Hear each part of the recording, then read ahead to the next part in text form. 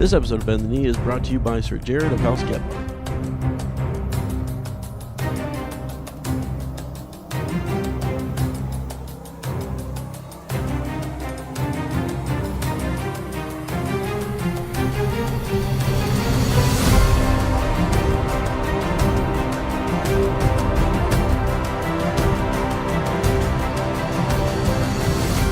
Hello and welcome to Bend the Knee, a Song of Ice and Fire podcast. I am Sir Matt, the Bud Knight.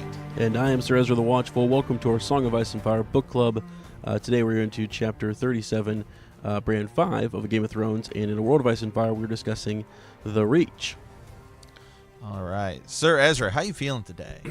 Under the weather, you know. Hey, man, that's okay. You got I would say a late summer chill, but I believe winter is here. So. It's here, full on, and losing my voice, you're going to hear my voice crack probably a couple times during this episode.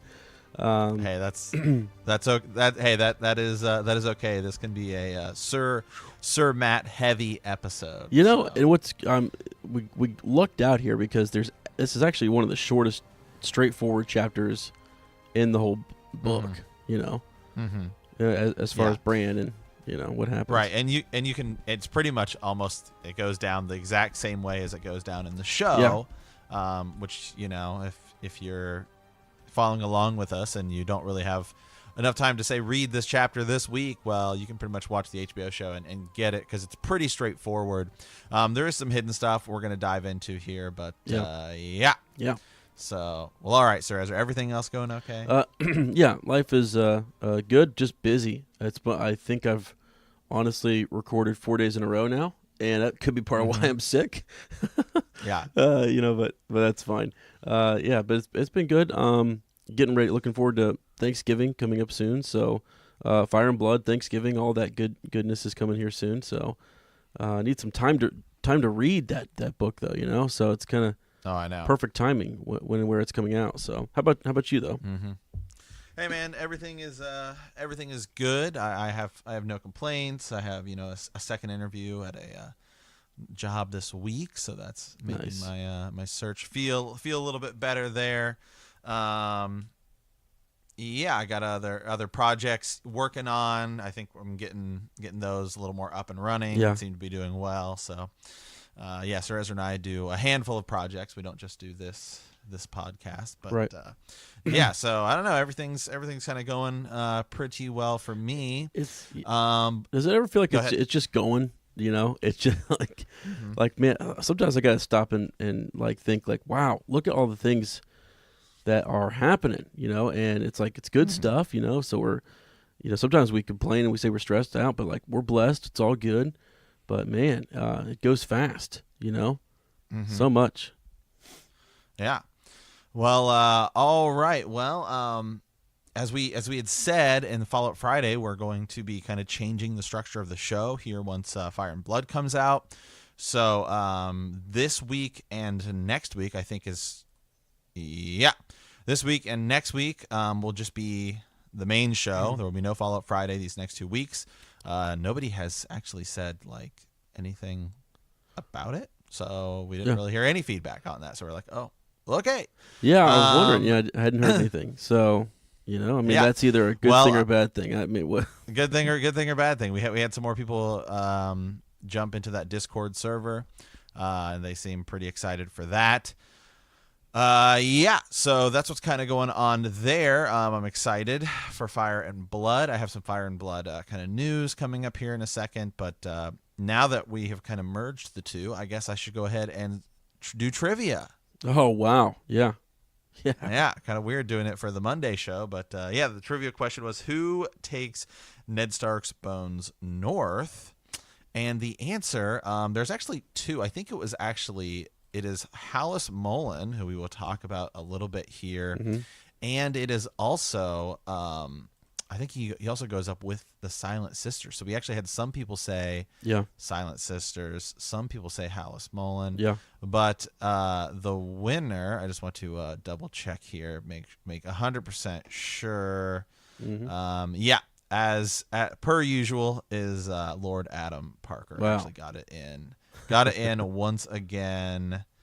Literally just minutes. We've literally had people submitting it like minutes after each other. So. Right. Yeah. Yeah. Lady Jade chimed in late, and yeah. So nice. Well, that's good. I mean, now, so the question is, when do we, give the next trivia question? Do we do it now, or do we wait, or what's the plan?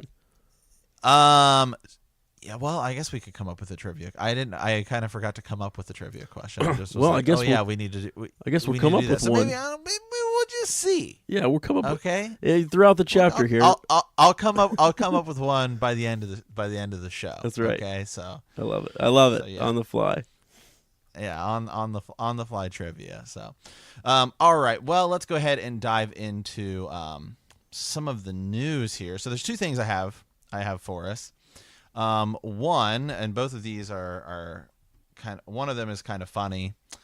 So Gur was talking to somebody who was interviewed, and he said he's developing a couple more shows for HBO. In addition to the Game of Thrones prequels he's already working on. He says he's working on a couple shows for HBO. He can't talk about them yet, but he's also working on Wild Cards and Who Fears Death. And, he's also that other show, what is it? Night something, or I can't remember. I don't know. We watched the trailer for it's like it's on the Sci-Fi Channel. It's another one of his like Night's Fall or something like that, or yeah, something like that. Yeah. Gur says, in talking about and working on his various projects, this was an interview with The Guardian. It's all fun, but there are days when I feel a little dizzy. It's a good problem to have. Wow. Really? Sounds to me like you have a lot going on, and is he addicted just to doing? I mean, I don't know. He's juggling so many different things. It's crazy. I know. Yeah. With Winds of Winter, he says he's been struggling with it for a few years. Jeez. Wow. Yeah, I'd say. With the dizziness. Yeah. And he said they were asking about Fire and Blood. He said, so, Winds of Winter is a very challenging. He said Fire and Blood was pretty simple to get done. He's like, not that it's easy. It still took me a couple years to put together, but it's a lot easier. Huh. So, Wow. Yeah. Well. So, all right. So that was just kind of, interesting there. As so, always, anytime. To sum that up, though, we're never getting Winds of Winter. We're never getting Winds of Winter. Okay. No, right. it's pretty much what I thought about that. So. That's fine. I just wanted to, yeah. Oh, for sure. Yeah. Also, then some news. Doug Wheatley is the guy who's doing some illustration in Fire and Blood. And it's pretty cool, actually. It's a lot of these pictures. I actually really like that they are black and white, like pencil. Mm-hmm. Yeah. At first, I was like, oh, they're not color. But now, I don't know. The more I see of them, the more I really like them. And I really like that it's being handled by, like, one person. Mm-hmm. Yeah. So it's not like all these different things and stuff like that. So anyway, it's pretty cool. He says that he was a huge fan of the books in the HBO series before he started doing the illustrations, before he started illustrating Westeros. He said he read the manuscript once just to enjoy and get a good feel for the overall tone of this book. On the second read, he broke the manuscript down into 10-page segments with the idea that he would choose one scene to illustrate per segment. I chose 2 scenes per segment, a first and a second choice, if you will. He says, I was completely overwhelmed with all the inspiring images. The book was so rich with characters and story, it was hard to know where to start. I realized that I had approached my wish list from the point of what was the most important image in the 10-page segment. It wasn't always the one I wanted to draw the most, but the one I felt was most complementary to the story George was telling. One of the many images I recall grabbing me was the second wedding of Jaehaerys and Alicent at King's Landing. I remember reading that scene and just thinking, this is an absolute must. I sent them in and crossed my fingers. That's the one we shared, the other day. That was one that Gur had shared on Twitter. He said this is a great romance. If you'll accept the incestuous relationship if you can accept that an incestuous relationship can be a great romance. And then he's also done on his Twitter. We have one of Archmaester Gildane, which is cool. Yeah. Yep. He says, I'm trying to, for instance, he says, the author wanted a portrait of Archmaester Gildane, the man who wrote the book. The only caveat was that Gildane not resemble him, like in terms of Gur, right? So he was making Archmaester Gwydain look like Gur. Yeah. And he said he thought when he read it the first time, like the notes that Gur had given him, that he wanted Gwydain to look like Gur. So he did it, and then he says that the people were jumping around his studio thinking it's awesome, and then he said he calmed down, read the directions again, and I realized, oh, he shouldn't look like George, so he redid. So he had to redo it. So his first thing, he was like, oh, sweet, and then he just kind of jumped into it. So wow. So it's just pretty cool talking about some of these characters and stuff like that, and it's kind of cool to get some of the bad. One that's kind of cool here is this picture of Aenys he has. He says, as I understood George's description of the character, Aenys Targaryen, the second king, who's kind of sad, really. He's kind of a depressed guy, and then Maegor the Cruel becomes king. He says Aenys seemed to be more of a benefactor than an heir. He used all of his resources left by his father to explore his interest and improve himself. His characteristics included wanting to please everyone and being indecisive. I thought to approach these attributes through his pose, one hand up and one hand down, one hand open, one closed, sadness in his eyes, but a smile on his lips. At the same time, I made an effort to make him seem charming and approachable. It's pretty cool, actually, just getting some of the just getting some of these insights, what they were thinking. The insights. Because that helps you really when you look at that image and you hear his description. Would really tell you a lot about who Aenys was. Helps you remember him a little bit more. Yeah. So. Yeah. Yeah. And then there was one I shared in the group, and he said it was the first illustration he did was Aegon the Conqueror on Balerion the Black Dread. That's that I shared. I shared that one in the group where Aegon's just kind of standing there, and he's got black fire in his hand, and he's got like this cloak or cape that's like flowing, and it's pretty cool. So the more I hear about Fire and Blood as it's coming out, I think it's going to be a really cool kind of companion book to the series. Yeah, sounds like it. Yep, that's awesome. So all right. All right, well, we can go ahead and dive on over to the Maester study as we're closing in on the end of what we're going to be covering for A World of Ice and Fire. We only have 2 regions left in the seven kingdoms. So it's crazy. We'll get started here with the Reach. The largest and most populous of the 6 southern kingdoms, the north vast and expanse, though thinly peopled, being a land apart, is commonly referred to as the Reach. But this name is somewhat of a misnomer. The domains of House Tyrell, the lords of Highgarden, now largely correspond with those of the Kingdom of the Reach as it existed for thousands of years before Aegon's conquest. But that rich and fertile realm was in fact once comprised of 4 kingdoms. Old Town is bounded by the Red Mountains to the east and the headwaters of the Honey Wine in the north, the Arbor, the Golden Island beyond the Red Wine Strait, famed for its wine and sunshine, the western marches from Hornhill to Nightsong, the Reach proper, a vast expanse of fields and farms, lakes and rivers, hills and woods, fragrant meadows, mills and mines dotted with small villages, thriving market towns, and ancient castles stretching from the Shield Islands in the Sunset Sea up the mouth of the Mander, and we'll get to that, past Highgarden. To Red Lake, Gold Grove, and Bitterbridge, as far as Tumbleton and the Mander's headwaters. This latter was the realm ruled by the gardeners of old, and in the more recent days by the descendants of their stewards, the Tyrells of Highgarden. It was in these green fields that chivalry was born. History tells us the gallant knights and fair maids of the Reach are celebrated throughout the 7 kingdoms by the singers whose old traditions first took root here as well. Once and always a great realm, the Reach is many things to its inhabitants.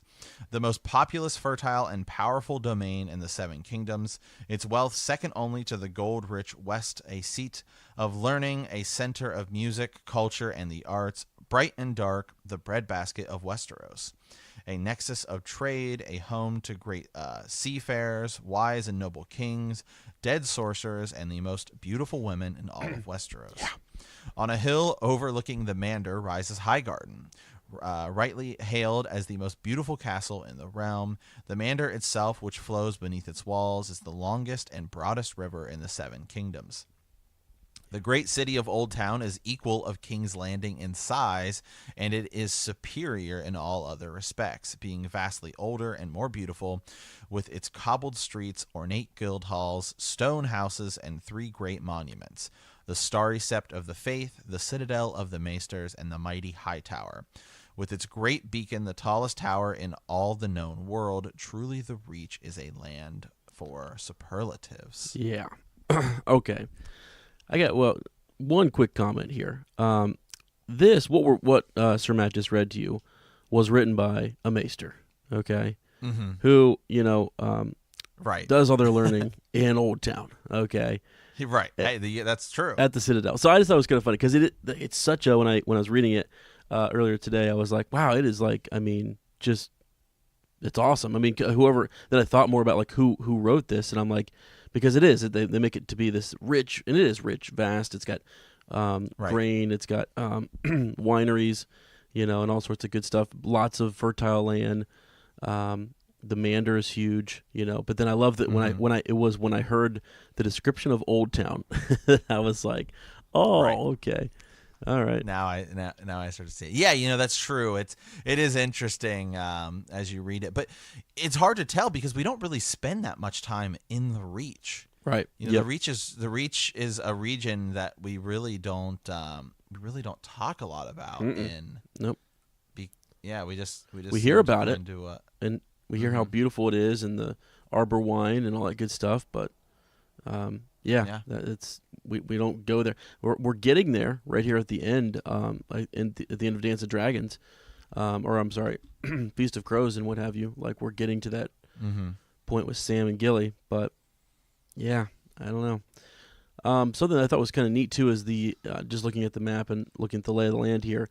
We're going to talk about it in a second, but the Shield Islands, and the more I think about the Shield Islands, I didn't realize, I kind of forgot how much trouble the Iron Islands gave this region, which we're going to get to a little bit later. So quite a bit of trouble. And the Arbor, I never realized that it was actually this island right off the tip there of the Reach. So it's actually not even connected. It's as Sir Matt just read, it's across the Red Wine Strait there. So, and this is also, I mean, what's his name? Gosh, one of the Red Wines has the big fleet, right? So they're known for having this massive fleet. So yeah, pretty neat stuff. Yeah. Okay, so now as we move on here, you can't talk about the Reach without talking about Garth Greenhand. Yeah. This is interesting. This is another one of these where we get like 8 different stories from the Maesters. Oh, yeah. Yeah. So the story of the Reach begins with Garth Greenhand, the legendary progenitor not only of the Tyrells of Highgarden, but of the Gardener kings before them, and all the other great houses and noble families of the Green Realm as well. 1,000 tales are told of Garth in the Reach and beyond. Most are implausible and many contradictory. In some, he is a contemporary of Bran the Builder, Lan the Clever, Durin God's Grief, and the other colorful figures of the Age of Heroes. In others, he stands as the ancestor of them all. Garth was the High King of the First Men, it is written.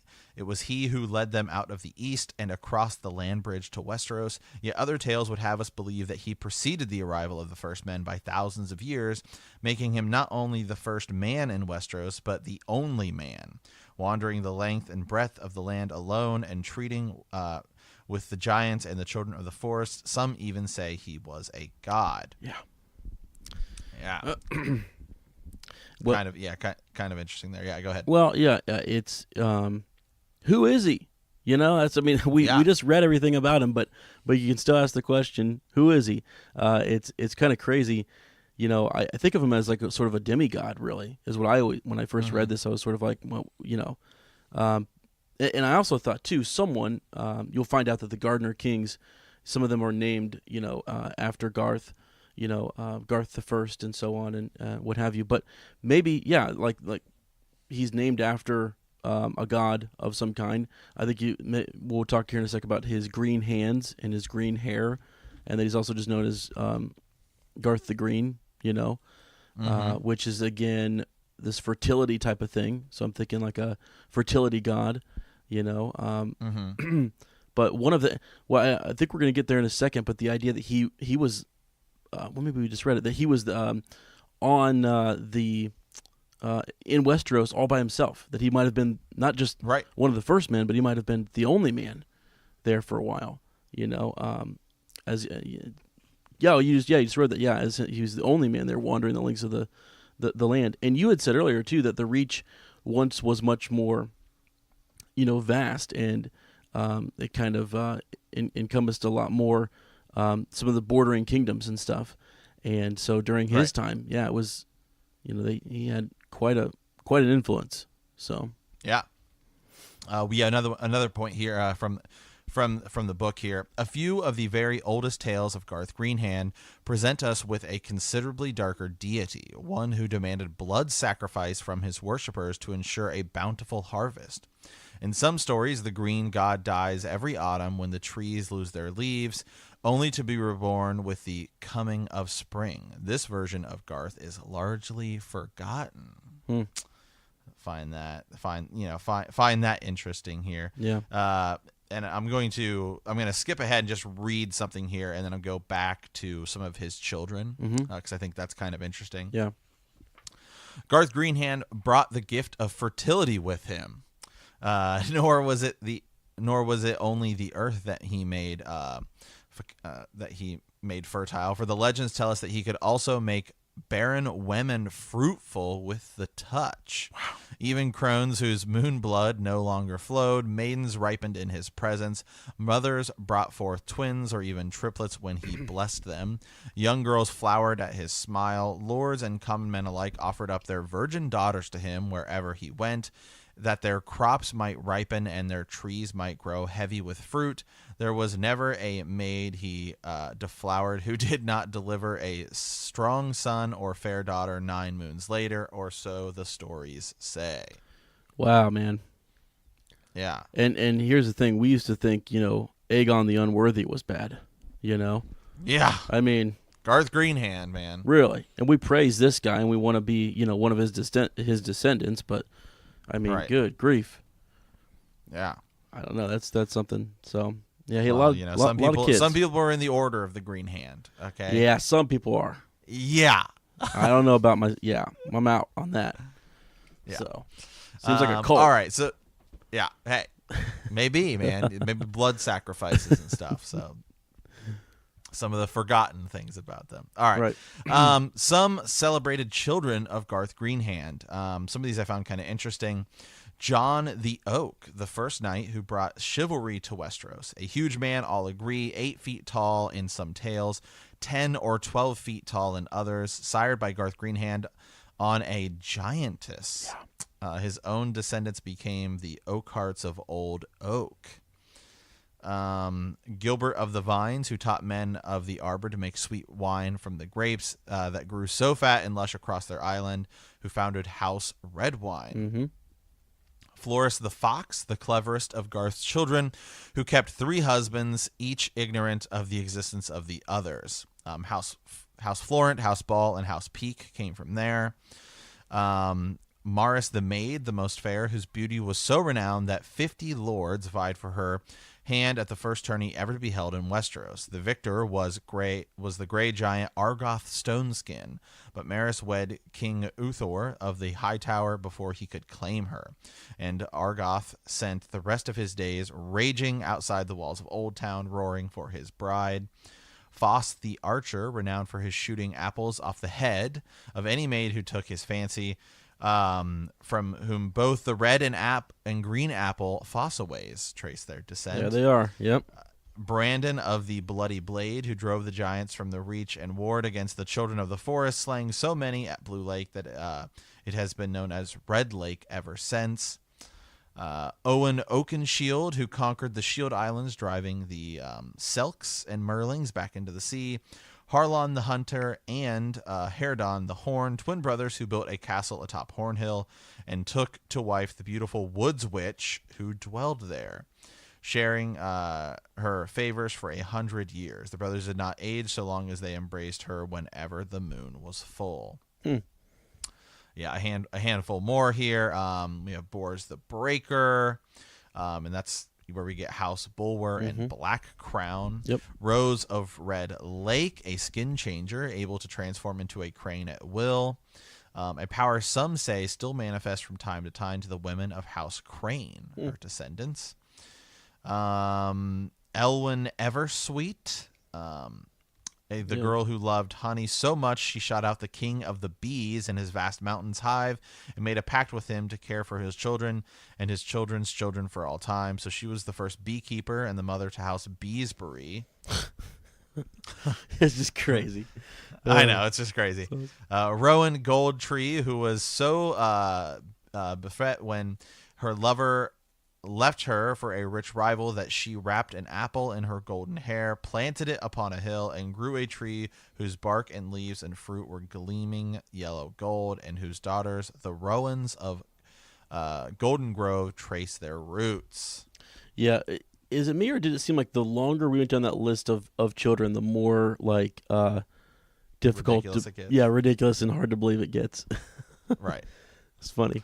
Yeah, the one that I found that kind of the most interesting, though, was Brandon of the Bloody Blade, who drove the giants from the Reach and warred against the children of the forest. Yeah. Yep. Because there's another Brandon who I can think of who interacted with the children of the forest and the giants. Yeah, and they actually say, I mean, that Bran, some people say, right, this is one of those things where they say back and forth that Bran the Builder might have been offspring of Brandon the Bloody Blade, or the same person.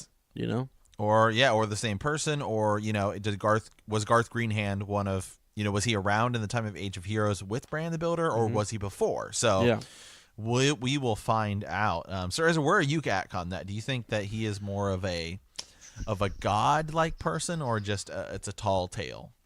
Well, let's see. I think he might have just been like one, because you have in the second year like the Gardner Kings, which I know they're going to trace their roots back to someone who was called Garth Greenhand, and so there's something there. There was someone who maybe did great deeds and things. How the tale gets told that he's had that much influence or lived that long is sort of crazy. There's actually something going on with this whole Age of Heroes, because it's something that people, there's a lot of time between the Age of Heroes, you get the long night, and then what happened after that. You know what I mean? So people seem to remember the Age of Heroes, and the stories are told there, but then not a lot after the long night, which is interesting to me. So I think it's one of those things that the time gets kind of confusing. I think they just are actual characters, and he does have, he's just someone he is a real person, who maybe did help lead people, across the bridge. Who was part of the first men who led, folk into Westeros. Maybe he had been there before too, and so he knew it really well, and he knew the best place to go, and so. But he had to lead people across and through Dorne. It's kind of one of those things like people who just when you're following Moses in the desert, and you're kind of like, I'm gonna abandon ship here because this guy seems kind of crazy. But if he had been there before and they stuck it out, maybe they get to how long? The Reach. How long was it? 40 years. They were with Moses in the desert. This Moses guy doesn't know where he's going. Yeah, man. After about 6 weeks, I'd be like, all right, man. Something's up. Something's up. We should have been there by now. Yeah. So I don't know. That's kind of what I'm thinking. And he sets up, and then just his descendants might have been named after him, one of those things like. Right. And back in those days, they may not have been like Garth the First, Garth the Second. Yeah. They just right. Well, look how many Aegons you've got, so. Well, even how many Walder Freys are there? Exactly. Yeah. Yeah. So So, all right, yeah. So, I mean, we'll find out more. Maybe we'll find out a little bit more with Fire and Blood. That's something else I think with Fire and Blood is we'll actually still get some other histories tied in there. Sure. Yeah. It's not just going to be all old Targaryen stuff. We'll get more histories and legends and things. So, yeah. All right, I'm gonna skip ahead here a little bit, past Andals and the Reach, and go to the Old Town section. Yeah. Okay. So, no history of the Reach is complete without a look at Old Town, the most grand and ancient of cities, still the richest, largest, and most beautiful in all of Westeros, even if King's Landing has eclipsed it as the most populous. Now, hold on a second here. Yeah. It just said that Old Town was as large as King's Landing. Yeah. Right. So what? I know. It's as large. I know. Yeah, is it large? Is it the population that we're looking at? As large or is it almost as large? Because those are two different things. Oh, gotcha. Yeah. So, all right. How old is Old Town truly? Many a maester has pondered that question, but we simply do not know. The origins of the city are lost in the mists and time and clouded by legend. Some ignorant septums. Whoa. Wow. Whoa! Again, you see, can this see is the maester. Look at the. Yeah. You can as we've said, you can clearly see who's writing this. Yep. Yeah. Yeah. Some ignorant septons claim that the seven themselves laid out its boundaries. Other men that dragons once roosted on the battle isle until the first. Hightower put an end to many of them. Many small folk believe the Hightower itself simply appeared one day. The full and true history of the founding of Old Town will likely never be known. We can state with certainty, however, that men have lived in the mouth of the honey wine since the Dawn Age. The oldest runic records confirm this, as do certain fragmentary accounts that have come down to us from maesters who live amongst the children of the forest. One such, Maester Jellicoe, suggests that the settlement at the top of Whispering Sound began as a trading post where ships from Valyria, Old Gis, and the Summer Isles put in to replenish their provisions, make repairs, and barter with the elder races that seemed as likely a supposition as any. Yet mysteries remain. The stony island where the Hightower stands is known as Battle Isle, even in our oldest records. But why? What battle was fought there? When? Between which lords? Which kings? Which races? Even the singers are largely silent on these matters. Yeah. It's interesting. Well, we had a raven about that. We were talking about that been weeks ago, months ago maybe, about what's going on with Battle Island. What history does it have? So, yeah. So then it goes on here a little bit. Skip past that next paragraph here and go to this one. Who built it? This is in terms of like the Hightower and everything. Yeah. When, why? Most maesters accept the common wisdom that declares it to be of old Valyrian construction. For its massive walls and labyrinth interiors are all of solid rock, with no hint of joints or mortar, nor chisel marks of any kind, a type of construction that is seen elsewhere, most noticeably in the dragon roads of the freehold of Valyria, and the black walls that protect the heart of old Volantis. The Dragon Lords of Valyria, as is well known, possessed the art of turning stone to liquid with dragon flame, shaping it as they would, then fusing it harder than iron, steel, or granite. If indeed this first fortress is Valyrian, it suggests that the Dragon Lords came to Westeros thousands of years before they carved out their outpost on Dragonstone, long before the coming of the Andals or even the First Men. If so, did they come seeking trade? Were they slavers, mayhaps seeking after giants? Did they seek to learn the magic of the children of the forest with their green seers and their weirwoods? Or was there perhaps a darker purpose? That's a lot of good questions. And that's a really, really cool bit when you look at Hightower itself and its construction. And for them to say that they believe it's the Targaryens, I think is really cool. Could have been another outpost. It looks like the Valyrians, yeah. Yeah, and it looks like a lighthouse, is it really does. what it looks like. Right. So, I don't know. I love that idea. But the question is, why are they there? And who are they fighting with near Battle Island, Well, listen to this. So then it goes on here. An even more fanciful possibility was put forth a century ago by Maester Theron. Born a bastard on the islands, Theron noted a certain likeness between the black stone of the ancient fortress and that of the Seastone chair, the high seat of House Greyjoy of Pike, whose origins are similarly ancient and mysterious. Yeah. Because I was about to say, there's that chair that was there, and we don't know how it got there. The Seastone chair, we don't really know. And then we also have this, this tower that's there, and we don't know how it got there. Right.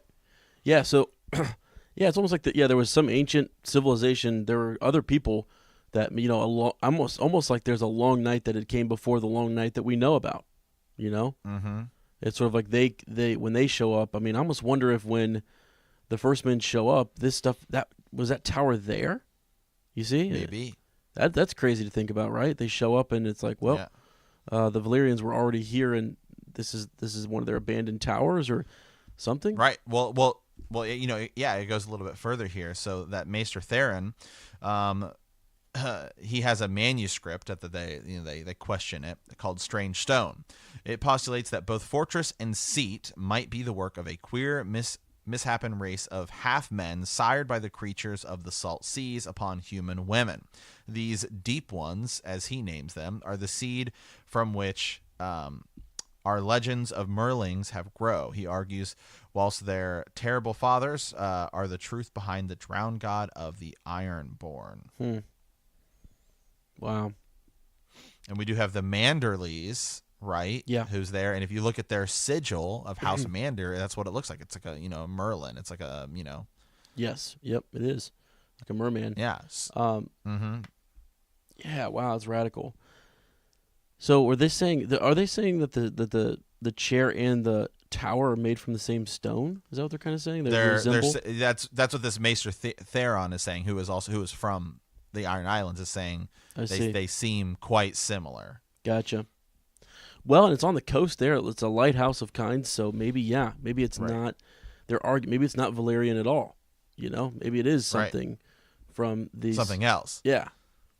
Because that's the thing. And it's possible, right, that we know the children and the giants were over here, and we are not entirely sure about the White Walkers. We know that they either showed up, or the show leads us to believe that the children made them. Yeah.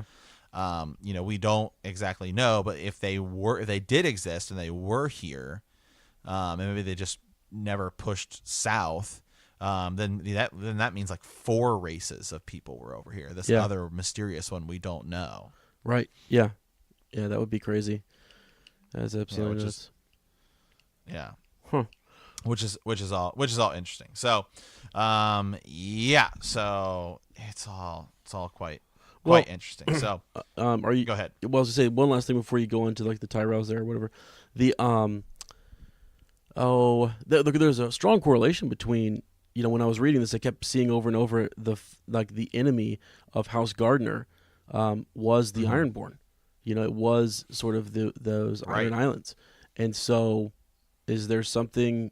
It doesn't go into a whole lot. It always makes it seem like they're just reaping and reaving, but like maybe they're actually trying to reclaim something that they think is theirs, So I don't know. There's just a strong correlation to those two groups, and so interesting that there's also a correlation between the seat and the tower.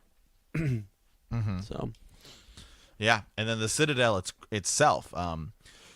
The origins of the Citadel are almost as mysterious as those of the High Tower itself. Most credits its founding to the second son of Uthor of the High Tower, and Prince Paramore the Twisted, a sickly boy with a withered arm and twisted back.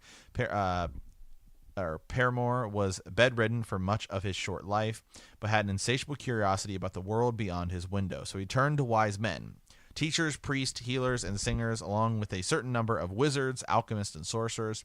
It is said that the prince had no greater pleasure in life than listening to these scholars argue with one another. When Paramore died, his brother King Uragan bequeathed a large tract of land beside the Honeywine to Paramore's pets, that they might establish themselves and continue teaching, learning, and questing after the truth. And so they did, and so that's kind of how the Citadel got Right. started.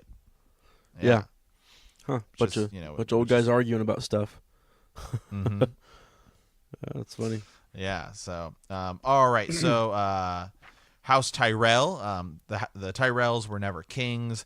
The royal blood flows in their veins. Sir Alistair Tyrell, the founder of the line, was an Andal adventurer who became the champion and sword shield to King Gawain V Gardner, one of the 3 sage kings. His eldest son became a noble knight as well, only to die in a tourney. His second son, Gareth, was a more bookish bent and never achieved knighthood, choosing to serve as a royal steward, and said, "It is from him today that the Tyrells descend."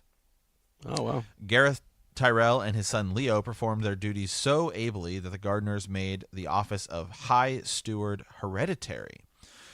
Through the centuries, many generations of the Tyrells served in that capacity. Many became close confidants and advisors to their kings.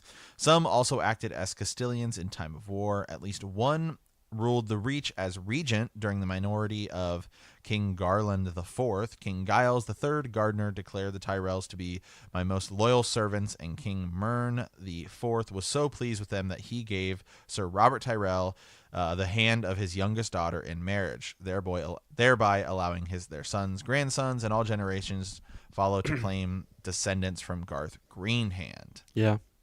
And then we know, of course, once Aegon the Conqueror comes over, the Gardners get kind of wiped out. Yeah.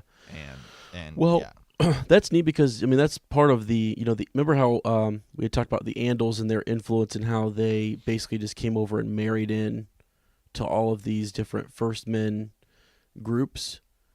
That's an example right there of House Tyrell coming in and getting to marry into House Gardner and getting to claim some of that descendancy from Gareth Greenhand. So that's kind of neat. It says nine more unions kind of happened afterwards too. So yeah, interesting. Yeah. So then we have our coat of arms here. Some of the bigger houses in the Reach. We have obviously the Tyrells, Caswell, Florent, Fosselway, Gardner, Hightower, Merryweather, Mullendore, Oakhart, Redwine, Rowan, Tarley, and Ashford. So those are all actually names that we have heard of for the most part. Yeah. Yep. Mm-hmm. Yeah, it's not always the case, but the Reach is one where you definitely hear about a lot of people. We just haven't spent a lot of time in the Reach in the main series. Right. In Dunk and Egg, we do. We that's one of the reasons why I think it was made too. Right. We spend time at Ashford. Ashford Meadow. That's the first book. The second book, you're dealing with Rowan Weber. Right. That's in the Reach. That's closer to Dorne and stuff like that. So, right. Yeah. Yep, those characters from the Reach are often like in King's Landing or around the action, but they're far from home. So yeah, that's really how we know those names. Right, and we will in the show, because in the show when Sam is going to Old Town, obviously in the Citadel, so that is technically in the Reach. We just don't really. It's not like out in the fields and stuff, but right, yeah, and that's late though. We just got that. It's sort of like right. This whole time we've been hearing about it, and we hear about High Garden, and there's a beautiful picture here. I think that's where we're going next is High Garden, but it's honestly beautiful. It's one of the largest, best keeps in all of Westeros. Mm-hmm. So. Yeah, so, all right, well, I'll talk a little bit about High Garden here.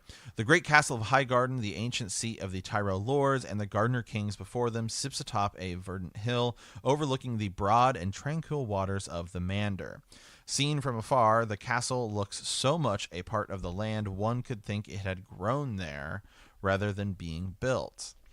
Many consider High Garden to be the most beautiful castle in all of the Seven Kingdoms, a claim that only the men of the Vale see fit to dispute.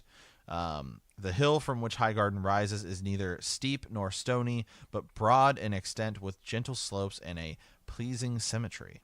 From the castle's walls and towers, a man can see from leagues in all directions across orchards and meadows and fields of flowers, including the golden roses of the Reach that have long been the sigil of House Tyrell. Yep.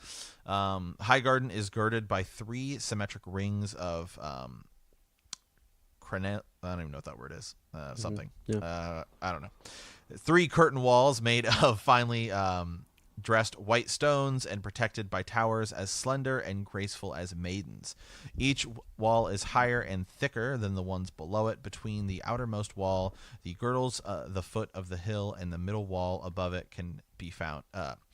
Highgarden's famed Briar Maze, a vast and complicated labyrinth of thorns and hedges maintained for centuries for all the pleasure and delight of the castle's occupants and guests, and for defensive purposes. That's ridiculous. Oh, hey, you got to get through our corn maze to, right. to fight us. Yeah, that's crazy. Yeah. So all right. Go ahead. Well, I was going to say one thing that's kind of interesting about their wealth, about the Tyrells and Highgarden, their wealth. There's a comparison made between how it talks about Gareth Greenhand and all of his children, and actually says that Lan the Clever might have been one of his children. Or in other rumors, they say that Lan probably just showed up and pretended to be one of his children so that he could win some inheritance. And so really it kind of puts a dark mark on that Lannister money, being that it's money won by trickery. You know what I'm saying? Right. So that was kind of neat because it does talk about how they're second in wealth only to the Lannisters. But when you look at Highgarden here, it makes you wonder. Now the Tyrells were the stewards; they were taking care of everything. So managing the money well, managing everything. So they obviously are good at that. But in one of the more powerful houses in the Reach during the time that the Gardeners were there. But how much money and how much power did the Gardeners have? Yeah, that's really what exactly. When you look at this keep and you look at the wealth of this land, I mean, they have to be, considered one of the. And I think when we were reading about Aegon's conquest, the other kingdoms seemed to kind of like, give way a little bit to the High King. They called him the High King of House Gardner. So yeah. I don't know. There's definitely something to be reckoned with, and I think that's sort of why that other project that the other group of the other order of the Green Hand is so intrigued by these folks, is because of that wealth and the being the High King and Garth Greenhand being the influencer that he is, and having basically his hands or his seed in everything, Yeah. So, I don't know. Yeah. All right. Well, that is kind of it for our study there of the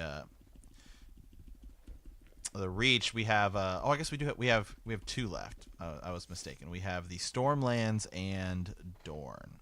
So yeah, we kind of forget about Dorne, Yeah, I know. It doesn't even count. Does it matter? So. All right. Yeah. I'm so just we have kidding, Stormlands. Yes, it does. So we have the Stormlands and Dorne, and then Fire and Blood. So all right. Well, Sir Ezra, do you want to go ahead and dive into Bran 5? Yeah, Bran 5, for sure. We got some recaps and stuff to do too. Yes, yeah. So last week we were talking about Daenerys 4. The Khalasar had entered Vaes Dothrak as they ride up the God's Way. Daenerys discovered the pros and cons of Dothraki combat skill with Ser Jorah Mormont. Once they had settled in, Daenerys had invited Viserys to sup with her and make a peace offering by offering him new clothes. He became angry and grabbed her, and she hit him hard with his belt and told him to leave. Yeah. The last time we were with Bran, we were in Bran 4. Bran is roused from his depression when he is called to the Great Hall of Winterfell to receive Tyrion Lannister. Despite Robb's rudeness, Tyrion provides plans for a saddle that will allow Bran to ride a horse once more. This time we are in Bran 5. During his ride outside Winterfell since his fall, Bran learns of Jaime Lannister's attack on his father. Robb goes ahead to find the direwolves, and Bran is attacked by 6 outlaws. Robb returns with the direwolves and defeats all but one. The last man holds a dagger to Bran's throat until Theon kills him with an arrow from behind. Osha, the only survivor, is taken captive. kind of have this split up into two parts here. We have the ride and what if you would have missed. So yeah. All right. Well, like I said at the top of the show, this is kind of a pretty straightforward chapter, and very very much goes along with what you see in the show. It's neat because you get this the way this is lined up. Bran actually hears about Tyrion getting taken by his mother, and yet he's the one who gave him this great gift, this ability to ride again, and to ride this new horse. I think the horse's name is Dreamer, right? And they've trained this horse to the point where he can basically just use a touch with his hands and use his voice to command this horse. So Joseph and those guys have done a really good job, in preparing or training this horse for Bran. So he's really excited, and he's ready to kind of go out and ride with his brother and Theon and the other guys and just get out of Winterfell for a little bit. And so let's see. They actually, an important part here, they take their direwolves with them. Reoccurring theme. Keep the direwolves close, because that's it's something that Catelyn will see later, and she mentions is important. She goes back and looks at all the different events and things that have happened to Bran, and when summer's near, it's a good thing. So always there to kind of help. All right.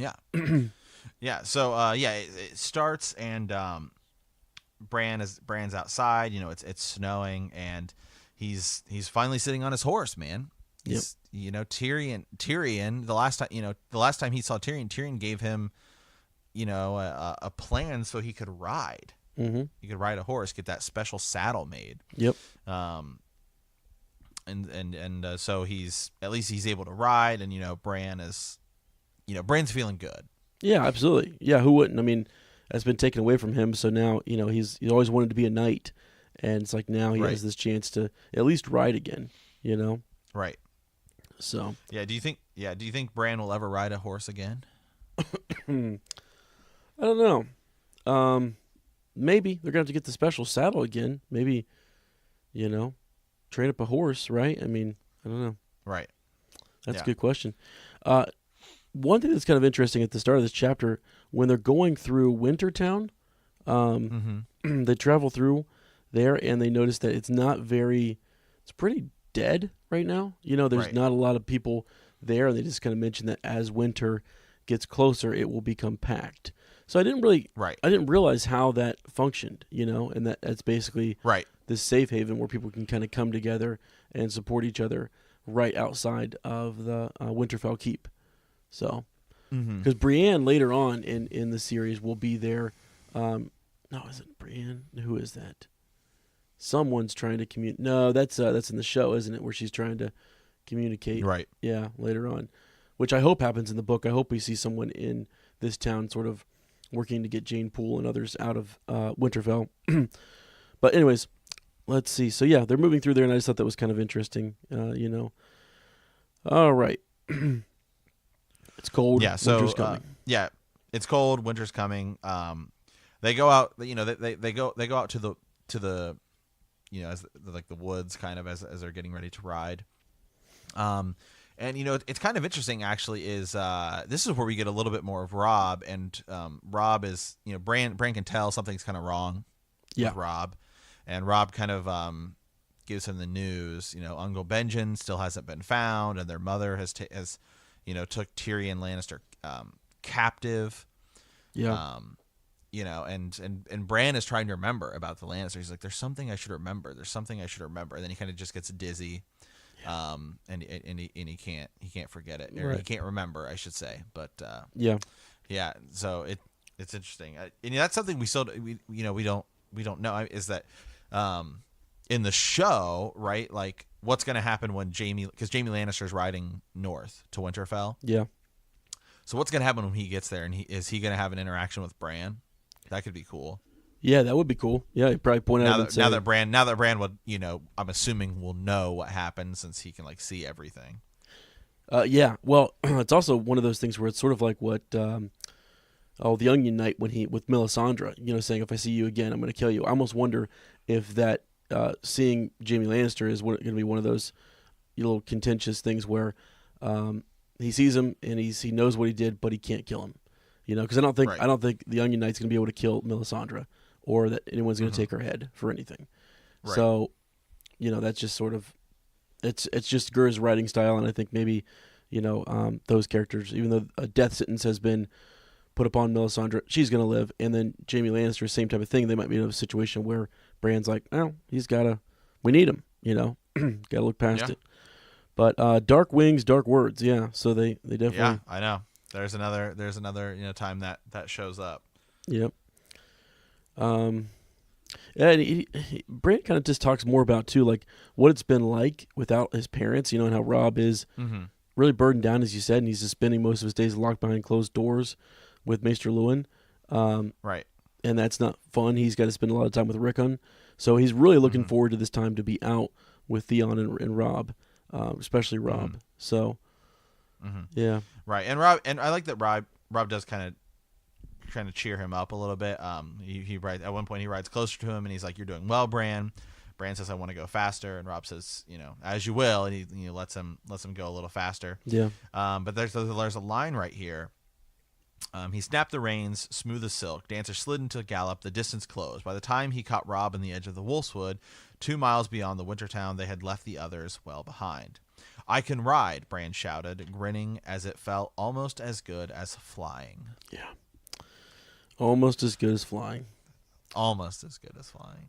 Yeah. What I mean, it's the same type of thing when he gets into those wolf dreams, Right.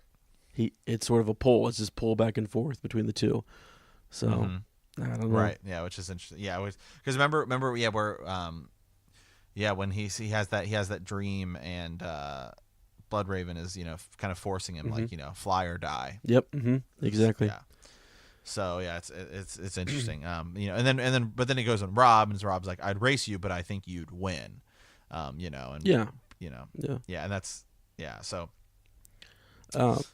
Yeah, but all right. So they're moving into the forest here, and it looks like and again the news with Jory really hit Bran pretty hard, and so as they travel through this forest, he comes to a spot where a little stream, a river, is running through, and they used to catch trout with Jory, and so he's upset about that. And Jory was somebody who was really well respected and well liked in Winterfell, so that sucks, Right. But and then they wonder about Jon. They've got this news about Benjen, their father, their mother. They're getting all this news, and Bran wants to know about Jon and whether he'll come to visit or not. And Robb just reassures him that in time maybe he will. Benjen did before, so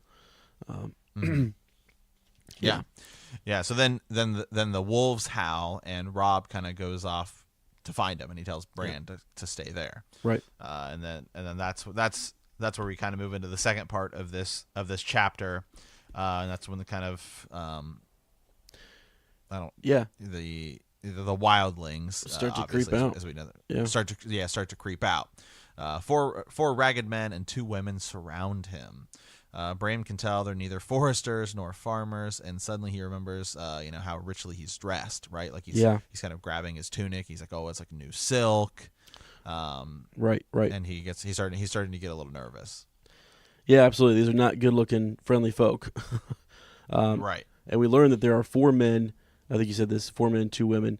And actually, what was interesting is I think a couple of them, 2 of them at least, are deserters from the wall. So maybe they've seen the whites together. Do you know what I think this is? I don't know if Asha ever explains it, but when in the very beginning we happen across a couple the prologue of all of this, the Night's Watch guys are going north there looking for a pack of wildlings. That's true. Yep. Yeah, I think it might have been another group who came across some wildlings, and these were the ones who got away. That's really what I think it is, and they kind of bonded and formed this pact that just was like, we're out of here, like we've got to get south, and things. So they're bonded over that, because it's kind of odd, isn't it? You've got two crows and you've got a couple wildlings. So I don't know. Anyways. Yeah. But yeah, so they asked him some questions. All alone are you? Lost in the Wolfswood, poor lad. I'm not lost, Bran says. My brother just rode off a moment ago, and my guard will be here shortly. Right. Your guard is a second man stead. And what would they be guarding, my little lord? Is that a silver pin I see there on your cloak? Pretty, a woman's voice said. Let's have a look at it, and they're kind of approaching him. And then Bran says, no man is more dangerous.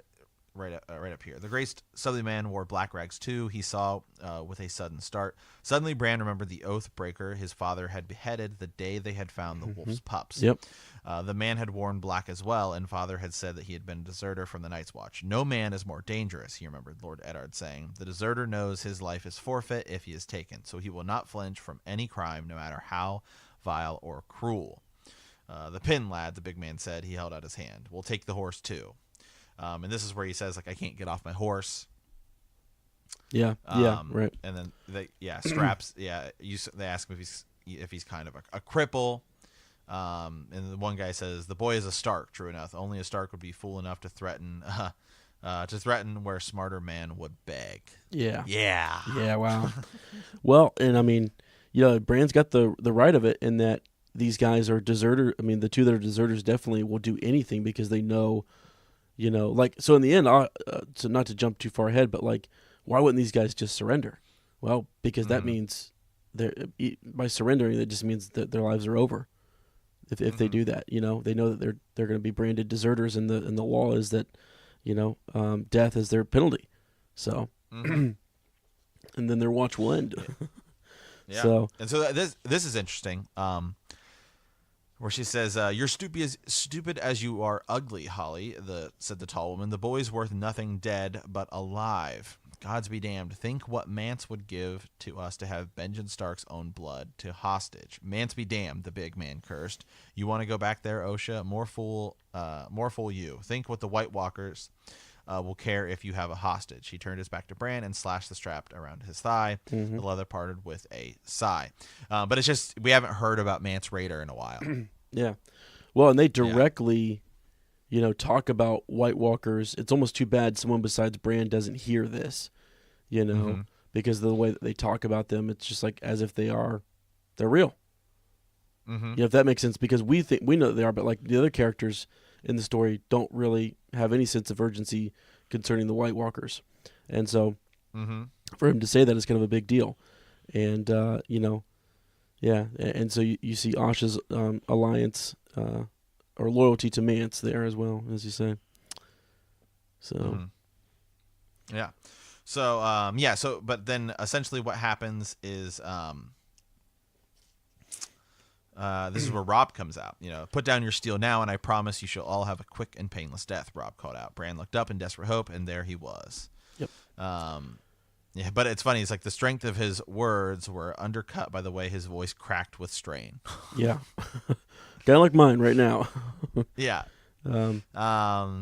Yeah, and he says, "Don't be a fool, lad. You're 1 against 6. The tall woman, Osha, leveled her spear off the horse and threw it on the sword. And we'll thank you kindly for the mount and the venison." Robb whistled and heard the faint sound of soft feet on wet leaves. And Grey Wind and Summer emerged from the green. Summer sniffed the air and growled. Yeah. "Wolves," gasped Holly. "Dire wolves," Bran said. Right. Still half grown, they were as large as any wolf he's ever seen, but the differences were easy to spot if you knew what to look for. Right. So they kind of go over the differences of the wolves there. But yeah, this is where the fight happens, though. They basically take these guys on, and I love that Robb shouts "Winterfell." Yeah, as he's as he's riding in. And Robb and Osha fight a little bit, and she actually does, she does okay. And then Summer and Grey Wind kind of take care of like the rest of them pretty fast. But ultimately, what ends up happening is Bran gets kind of taken hostage essentially. Yeah. Yes. Yeah. Yep. And this is, your title for this was what? What if you would have missed? you know. So he's sitting there, and Robb has to. He tells him to lay his sword down, and Robb doesn't. You know, what's he gonna do? You know, I mean, right. I mean, this is where that line coming back about this guy he'll do it. I mean, he'll do whatever it takes to get out of here, because he's a deserter, and his life is no good. I mean, he can't be resent to the wall. You know what I'm saying, or what have you. So. Yeah, and so so he's got Bran, and they're saying he says, "This your brother? Yes. You want him alive? You do what I say. Off the horse." Robb hesitated a moment, then slowly and deliberately dismounted and stood with his sword in hand. "Now kill the wolves." Robb did not move. "You do it, the wolves or the boy." "No," Bran screamed.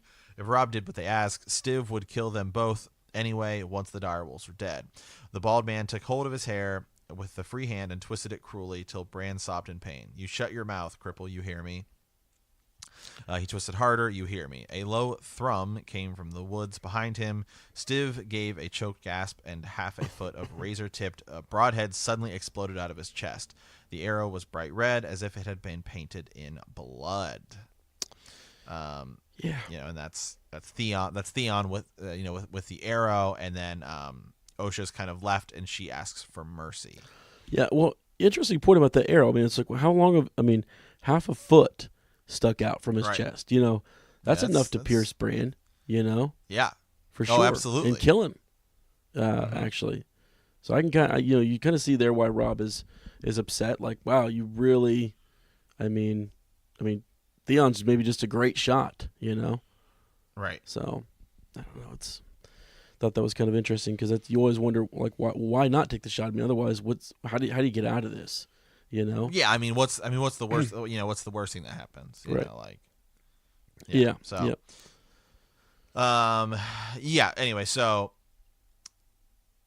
they end up taking Osha as kind of a hostage, and as a prisoner, and Robb and Theon kind of get into it. He says, "What if you had missed? What if you had only wounded him? What if you had made his hand jump or hit Bran instead? For all you knew, the man might have been wearing a breastplate. All you could see was the back of his cloak. What would have happened to my brother then? Did you ever think of that?" And then Theon just kind of like stands there. It's like, well, I don't know. Right. Yeah, and then Go ahead. I was gonna say it's pretty much the same way in the show. There's just, because I just watched it. Yeah. And there's just less people. There's only like 3 of them or something in the show. But other than that, it pretty much goes down exactly the same way. Yeah, exactly. Yeah, and Asha is actually pretty tall in the books here. She's like tall with that spear. So I don't know. Really, got a different look on her, I think, but she's fierce. Yeah, and basically they just take her captive, and that's kind of the end of the chapter. So yeah, again, it's pretty much if you like, this is one of those chapters where if you kind of miss it, you can pretty much just watch the HBO scene and get the gist of it. It's pretty much the same. It's just it's more of like a transition chapter to kind of introduce Osha. Yeah. Well, and also really is telling information to other characters of Winterfell, letting them know that what's happening down in King's Landing with their parents and stuff. Right. So, yeah. Yeah. So other than that, it's pretty straightforward chapter. So right. All right. Well, Sir Ezra, do we have any ravens? Yeah. Should I go ahead and give the trivia question? Yeah, let's do trivia. There you go. All right. So trivia question for next week will be, we're going to throw everybody off because some people are going to be like, "Oh wait, I thought it was going to be in Fallout Friday." Well, you should have listened to last Fallout Friday. That's right. Know what's going on. So, all right. So, trivia question for next week. Who is the captain of the Iron Victory? Who is the captain of the Iron Victory? Wow. Okay. Yeah, good one. Let's move on over to Send us a raven. All right. Remember, you can send all of your ravens to btkcast@gmail.com. And this is Amanda Richardson. So just recently got acquainted with her, and she's one of our newest patrons, and we wanted to give her a shout out. She says, "Hi, obviously I'm new. I'm a new patron here, literally signed up just the other day." So she's working. We're going to work on her sigil, and with her, she is a sworn banner woman to House Tyrell. So I thought it was kind of cool. We just talked about House Tyrell today, so it kind of fit perfectly. She said, I'm really glad to be able to support the cast, and I hope to be able to listen for a long time. And we hope that you do as well. She's actually one of our patrons who signed up to kind of talk with us and speak with us during the Raven's Nest episodes. So, it'd be awesome to kind of get her perspective on absolutely. And theories. The Raven's Nest is coming. It's coming soon. Sir Ezra and I are still we're still kind of restructuring things, getting all that going. But we have that coming soon. We have the Black Council, the Sworn Sword. Yep. Second part of the Dunk and Egg series coming soon. Exactly. So lots of things coming, and Fire and Blood is coming. At the end of this month, so that's going to be awesome as well. Yeah. Also, I wanted to give another quick shout out just to Sam the Hammer. I know we did, I think last Friday, but just I went back and read his Raven about just feedback. He gives some really good feedback and things that we can kind of do to help the Patreon and to help kind of structure that a little bit and put it on a good schedule for you guys. We drop stuff once a month, and so sometimes our schedules are crazy and we have to kind of finagle things, but we'll try best we can to kind of let you guys know when those are coming and maybe get some feedback. After we get through these topics that we have, we want to get some of your thoughts and ideas and let you guys kind of pick the topic and see what we can come up with. So, yeah. Absolutely. All right. Well, all right. Well, Sir Ezra, I think that is our show for this week. Yeah. Yes, it is. And I apologize, guys, that I'm just kind of under the weather and losing it, man. I don't know how I'm gonna make it. I got to teach this week, so. Hey, man. Sounds to me like it sounds sick. Sounds sick, man. This might be one of them old sick days, man. One of those. How many sick days you got left? A lot. I rarely call off. So hey, I'll just go ahead and say I think I speak for the realm here. Right. But seems to me you should seek the advice of your counsel, and I would say that if you're possibly considering a job change, I would just let those sick days fly. Yeah. Oh my gosh, dude. No kidding. I probably should. That's hilarious. All right. Well, it is time to say farewell. We want to thank you for playing Game of Thrones. In our next episode, we will be discussing Chapter 38, Tyrion 5. Yeah. If you like our podcast, don't forget to subscribe, like us, write a review, leave a comment, or send us a raven at btkcast@gmail.com. We will see you in a week, and remember that a Lannister always pays their debt.